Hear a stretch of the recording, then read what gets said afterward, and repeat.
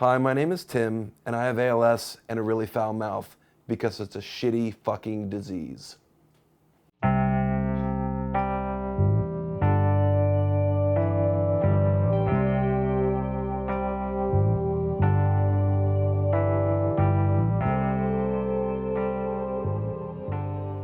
So we decided to do another Often Awesome benefit show. I believe this was the third official show and the second that I headed up, and of course had the help of the Army to do it. It was exciting though to come back to kind of like your family, but in a really weird welcoming party that involved lots of bands and copious amounts of booze. You know, we came back to a bunch of people who hadn't seen Tim in 2 weeks, and all of a sudden it was a very different person sitting in front of them. Not that Tim has changed, he's still the same man that he is, but when you don't see him for even a week, the physical differences are just remarkable. This one was a lot different in a lot of ways. There was a lot of bands that I was not necessarily familiar with, and I was really honored that they donated their talents to the cause. The show was May 18th at Green Street.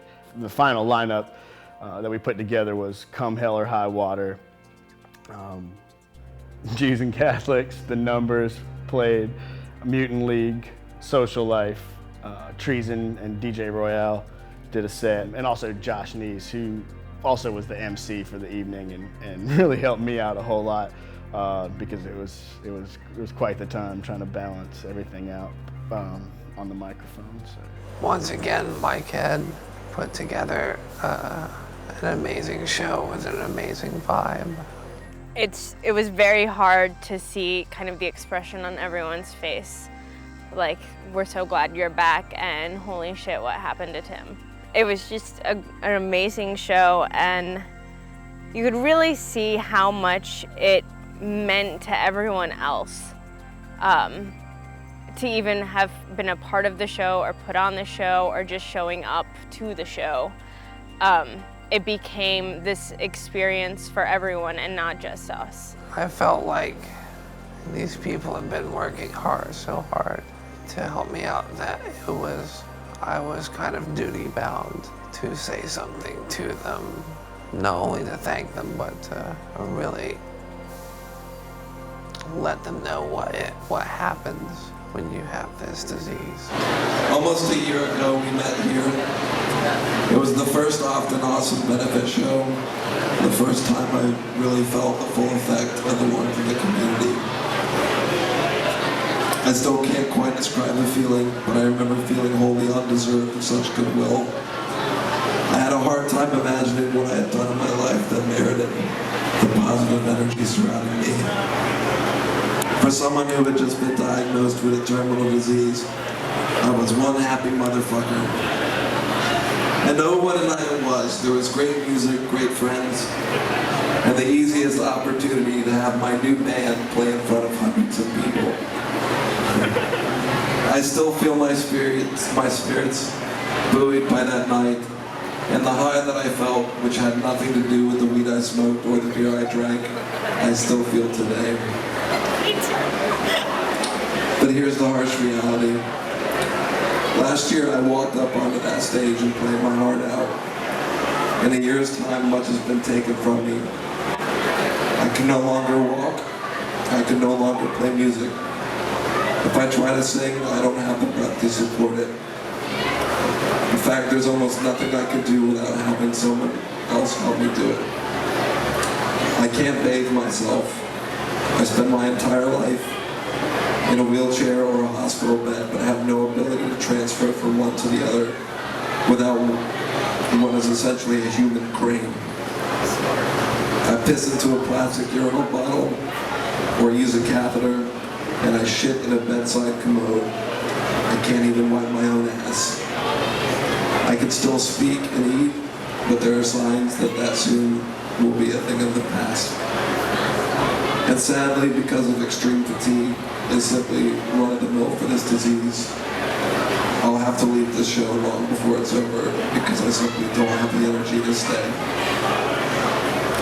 I say none of this because I seek pity or because I go around feeling sorry for myself. The truth is that the Often Awesome Army has made the most difficult time in my life into something special. Because of the Army, I know I'll always have people tell me the things I can't do with myself. I may have lost 4 limbs, but I gained hundreds. But I want to make one thing clear. The Often Awesome movement is not about me. For one, it's about community. But more importantly, it's turned into a true ALS awareness campaign, which is what it needs to be. We are America's best kept secret disease. Most people simply don't know what it is or how it affects people. The pharmaceutical companies will never care about us because there's not enough of us to be profitable. It's been 28 years since both my mother and grandmother died of the same disease, and we have no way of treating it. And now I'm dying from it. The only way to fight this disease is to wage a full-on awareness campaign. Because until the public is made aware of how devastating this disease is to those affected by it and their friends and family and community, no movement forward can be made. Kaylan and I sincerely thank each and every one of you for the kindness, love, and care you showed us over this very difficult year. I can't begin to express my gratitude. As I said before, there's been far more positive that's happened since my diagnosis than negative. Couldn't ask for more. But I'm going to. Please educate yourself about what this disease does and talk about it.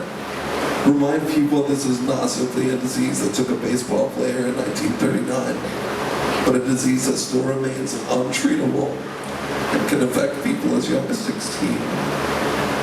Invite them to be a part of the Often Awesome Army. Spread the word about the web series. Just please help me raise awareness of this disease. I want to thank everyone who made this night possible, and those who put it together, and the musicians who are lending their talent. Thank you.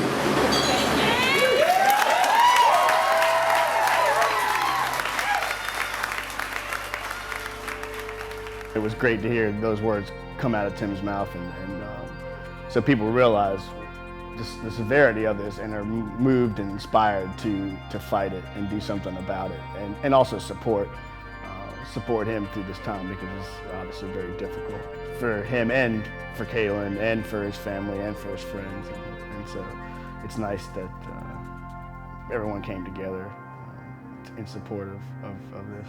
We built this thing based on love and compassion in one man, and I can really say that we're unstoppable. Well, I'll die trying, I'll never give up. Even when the odds are down, when no one gives a fuck. And even when pigs are flying, hell is frozen up. Well, I'll die trying, I'll never give up. And I know it's hard to love someone whose head is in the stars. But don't give up, hold on soon. Until I've kept my promise and have given you the moon, I will die trying, I'll never give up. Even when the odds are down, when no one gives a fuck. Not even when pigs are flying, hell is frozen up.